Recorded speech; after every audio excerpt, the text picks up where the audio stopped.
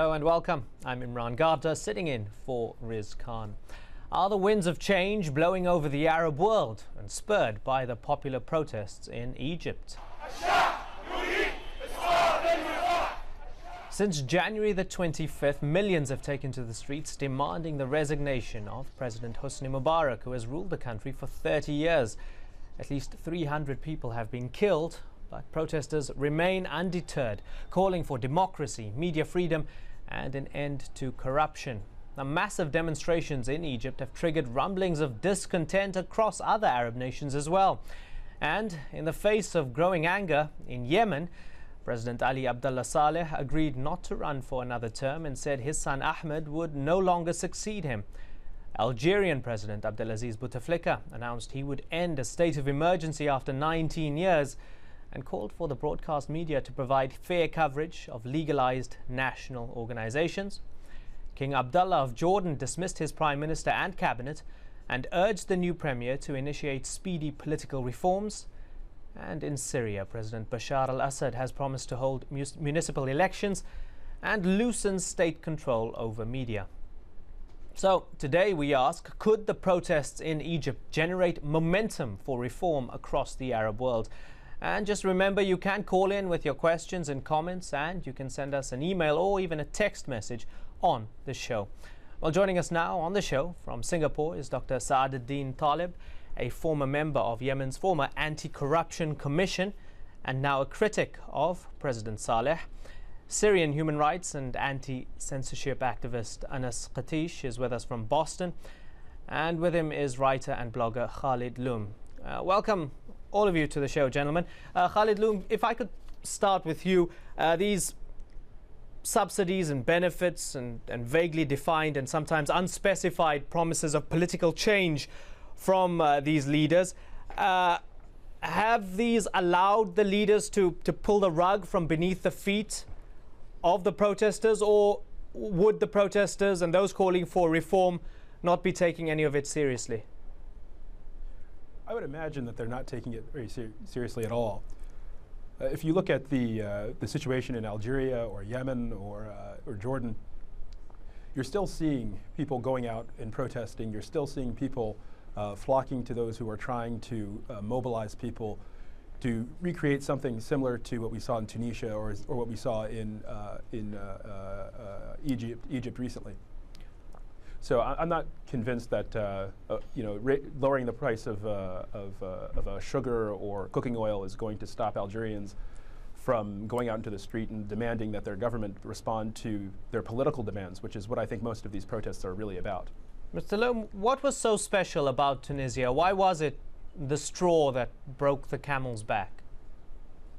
Well, if you look at the recent history of the Arab people, what we've seen are revolutions being used as an excuse for military coups.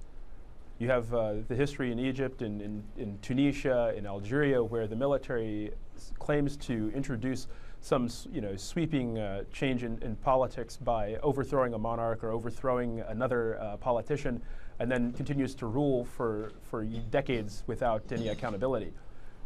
What we saw in Tunisia was the opposite of that. The people rising up, a real revolution, removing a longtime dictator, and really forcing their government to respond to them. And I think a lot of people in the Arab world see that as something that's quite inspirational and something that they hope to recreate for themselves.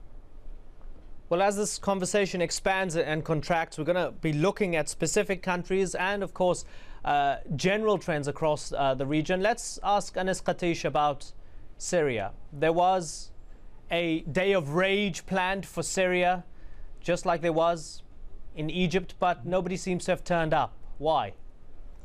Yes, from following the events as somebody who has been following online activism in Syria for a long time, I found that most of the people who are calling for that day of anger were not actually based in Syria, and people in Syria did not react in a positive light to these calls.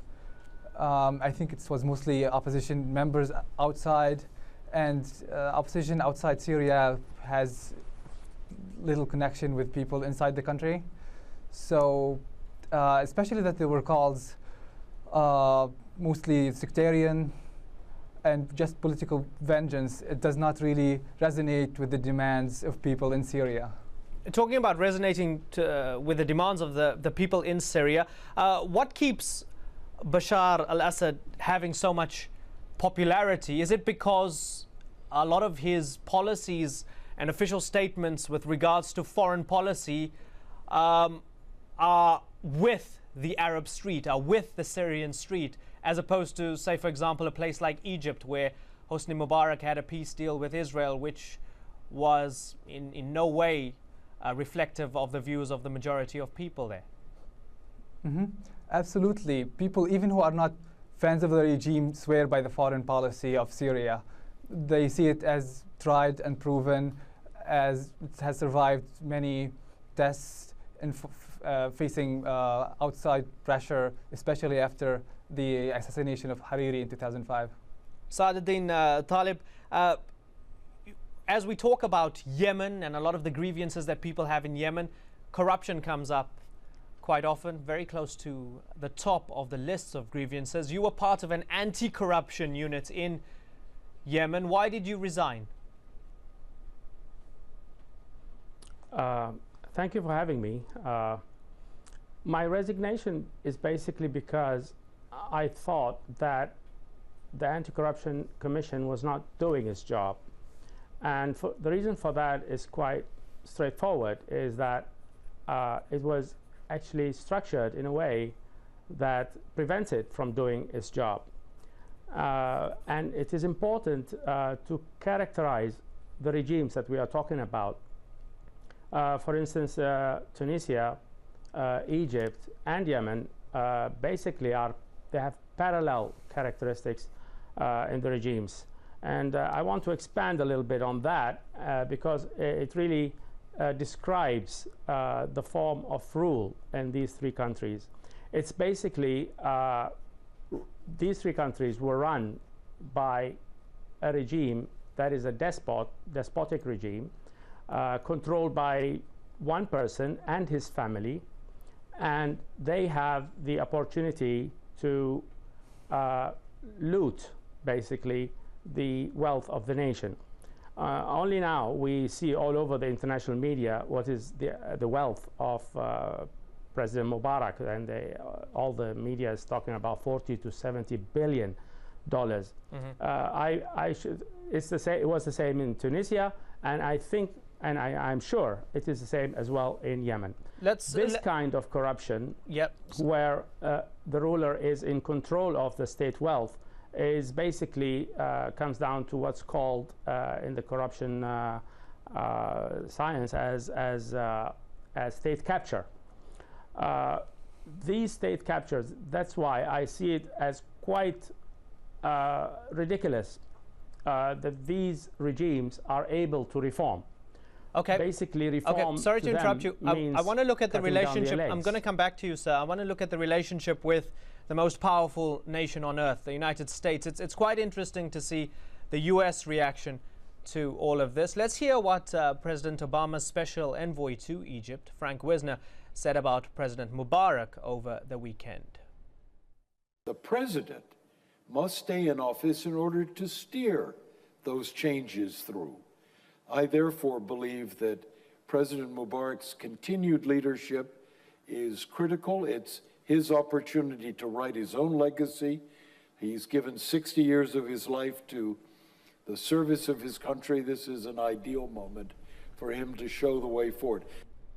Of course, the U.S. State Department distanced itself from those comments, saying they were Wisner's personal view, but now is Washington's confusion playing out in the region. Mr. Talib, stay where you are. All of you gentlemen, stay where you are. I want to take a phone call from Oliver in Virginia. Oliver, I understand your question or comment is along the same lines. Go ahead, Oliver. Thank you very much. Basically, my question is the position of the U.S. from President Mubarak is they're not standing with him, despite all the favors that he did, especially with the removal of Saddam Hussein and the embargo for 13 years. He played a critical role in this issue. But, we don't see the U.S. standing with the man at this moment. So is that a signal that they don't need him anymore? Thank you. Okay, thank you very much, Oliver. Let's go back to Sa'aduddin Talib, and I want to take this and tie it into Yemen quite specifically. Oliver from Virginia is saying that the U.S. is not standing by Mubarak. I mean, I think despite Wisner's comments, there seems to be this begrudging acceptance from the United States and other powers that, yes, Mubarak must go now. I wonder, what about a place like Yemen? Are the stakes higher in Yemen, given the Houthi rebellion in the north, the secessionist movement in the south, and of course the direct U.S. interests and global interests in the fact that Al-Qaeda has camps in Yemen and that Yemen allows the United States to conduct drone attacks on Al-Qaeda camps in the country? Would the U.S. be as begrudgingly accepting if Ali Abdullah Saleh's position becomes untenable?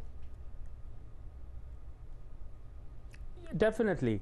I think Ali Abdullah Saleh will face exactly the same fate as was faced by President Mubarak. Ali Abdullah Saleh, I don't think, is able to withstand the amount of pressure internally and externally that was put on President Mubarak to leave.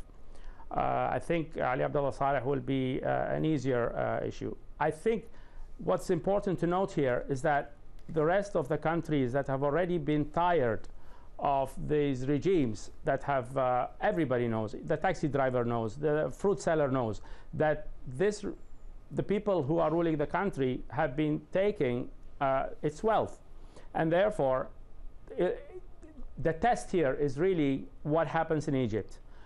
If the United States does not stand with the people and which I see as unbelievable, Mr. Wisner has just indicated that Mr. Mubarak will steer the reforms. I think he will only steer it to recapture the state. Okay. And reintroduce the old methods again. Okay. Just for the sake that the status quo continues. I don't think that is a feasible option for President Saleh. Okay. Khalid Loom in Boston, looking at what comes next, what comes ahead.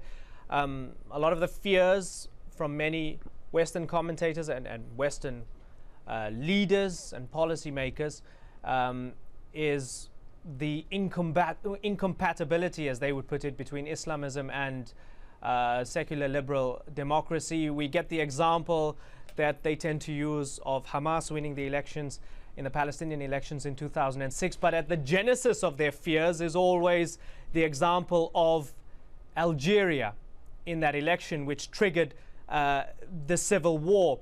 I mean, is that a fair parallel that they make?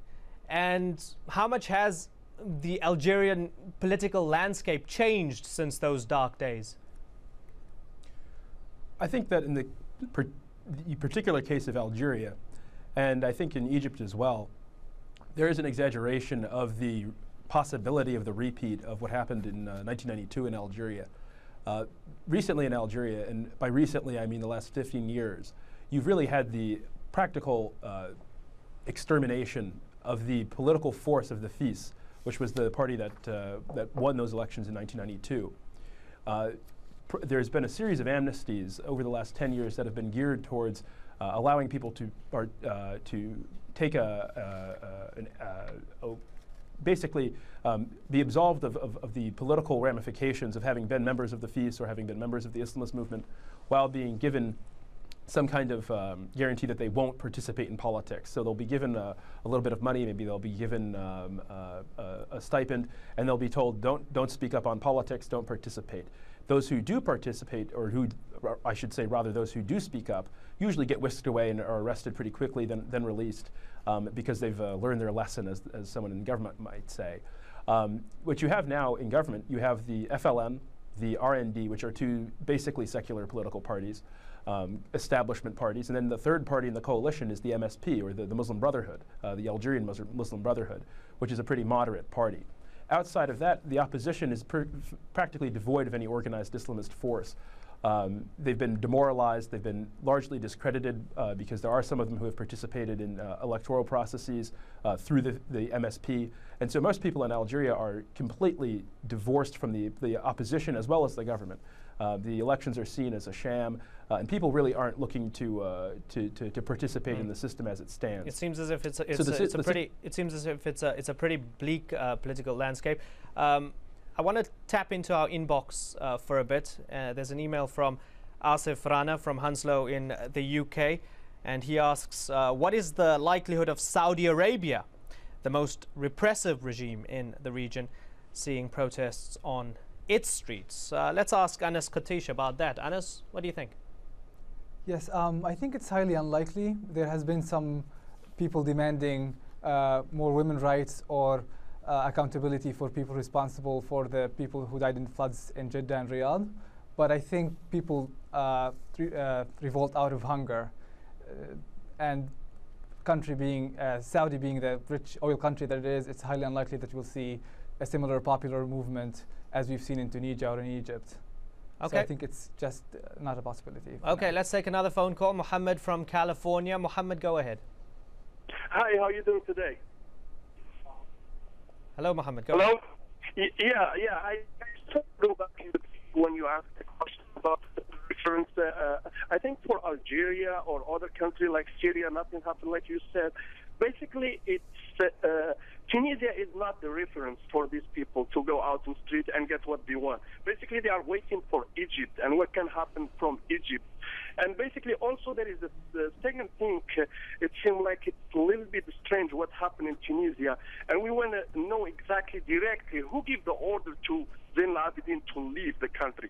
Did really the people giving him, or there is insider from the military who forced him? They have to leave, and they have to do the exchange. Because that's basically the question. I saw the media, they didn't really take that seriously, or they don't have information. Okay, fair enough. Mohammed, I'll pose that to our guests. I'll ask Dr. Saaduddin Talib about that. Mohammed making the point that Tunisia is not really the reference. Egypt is. Everybody's watching Egypt. And he asked, I mean, Mohammed is suggesting that there were other hands at play to tell Zain al-Abidin bin Ali to leave the country. What do you think?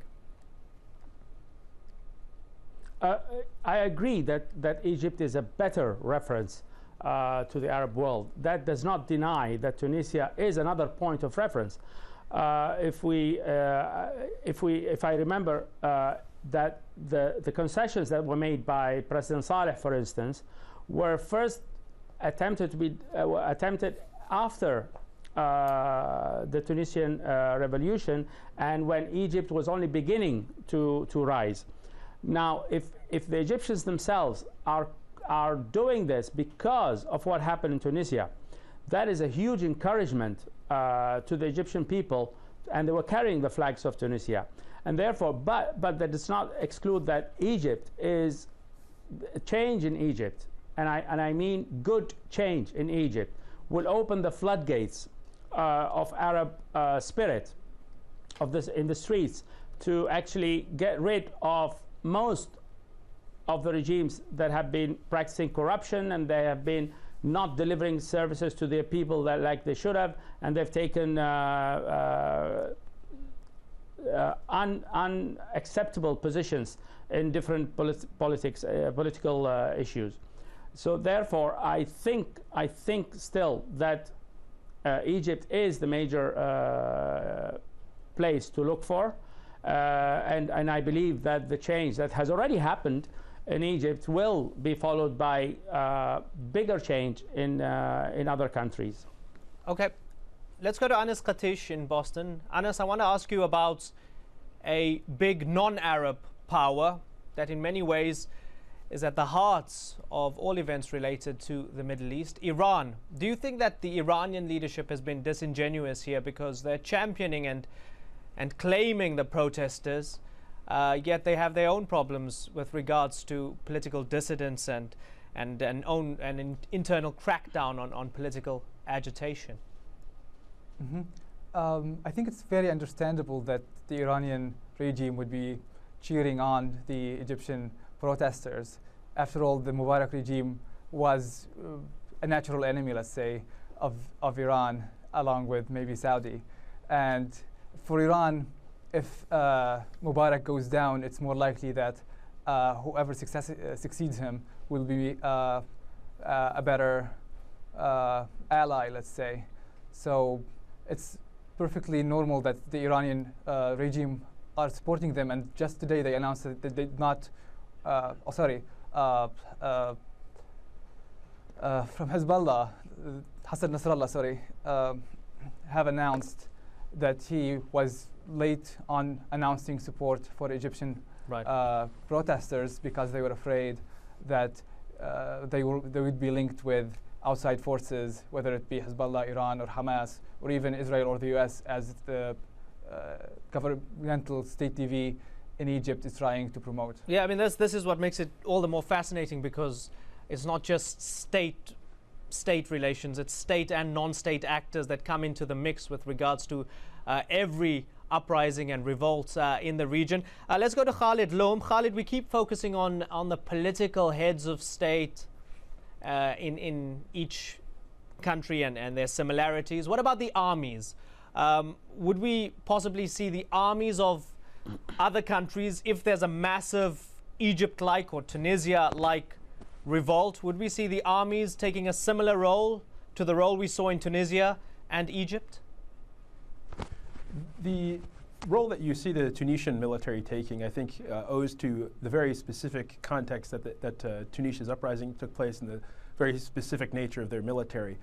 In a country like Algeria, a country like Libya, where the military really is very close to the political leadership, and in some ways is the political leadership, I think you can trust that these militaries will not tolerate a deviating course. In Algeria in particular, you see that the political decision makers are heavily drawn from the military and have been ever since the 1960s. In many cases are long serving and have been at the helm of power since at least 1990. So I would look at these countries as having a very heavy military influence already, and I would argue that the role that the Egyptian military has played has been is rather instructive. That they have been sort of stepping into the fray behind the scenes and trying to steer the political development in a direction that preserves the regime rather than offers a fundamental concession to the crowds. Currently, or I should say last month when we had the uprisings in Algeria, you saw that the military was hesitant to become involved directly because in the past the military's involvement in politics has been much more overt and has been associated with very severe repression. And there's an emphasis on using the police forces, keeping casualties down, things like that. And ultimately, when you put the military into the streets, or the military becomes involved in politics, what that really means is that the civilian leaders have lost control. And I don't think that you'll see a lot of militaries trying to portray that image, but I think that if it comes down to it, you will see military crackdowns if things get completely out of hand. But I don't see it in the cards at this moment particularly. Okay, there's less than a minute left on the program. Let's get final comments from Saaduddin Talib. Mr. Talib, with regards to the Yemeni military, how would you foresee it acting and reacting if the position of Ali Abdullah Saleh is under threat? The military in Yemen is controlled by Ali Abdullah Saleh and his two sons and his other nephews, and therefore I see whatever power they can have in the military in case things like that happen, things like what has happened in Egypt happens in Yemen. I think much of the military will actually, which is already quite demoralized by the war that happened in Al-Houthi. The last word I want to say is very this. briefly, please, sir. What the Arab Street is asking for, very quickly, what the Arab Street is asking for is really a government that is accountable. And I just want to finalize with the words of Lord Acton when he said, "Power corrupts, and absolute power corrupts absolutely."